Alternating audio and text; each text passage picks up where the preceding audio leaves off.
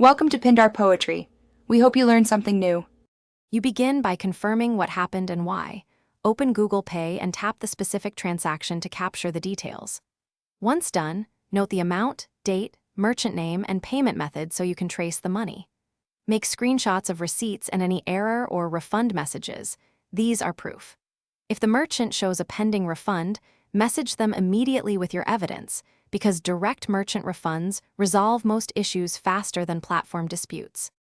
You now take the formal steps. In the transaction view, choose Request Refund or Report a Problem and follow prompts, attaching your screenshots and receipts so reviewers can act quickly. Explain the timeline and state whether merchant confirmed or denied the refund. Make sure to note any case or reference numbers. If the platform shows no progress within 48 to 72 hours, escalate by calling your card issuer or bank to open a chargeback or dispute. Banks can often reverse charges faster. Finish by confirming the refund appears where the original payment came from. Check Google Pay balance, then your bank or card statement because timing varies.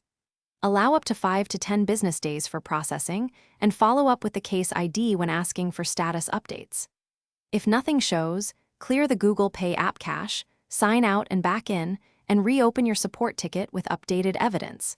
This refresh can fix display bugs and prompt a manual review. One tip: always keep the case ID handy when escalating. Thanks for watching. Consider subscribing if we helped you.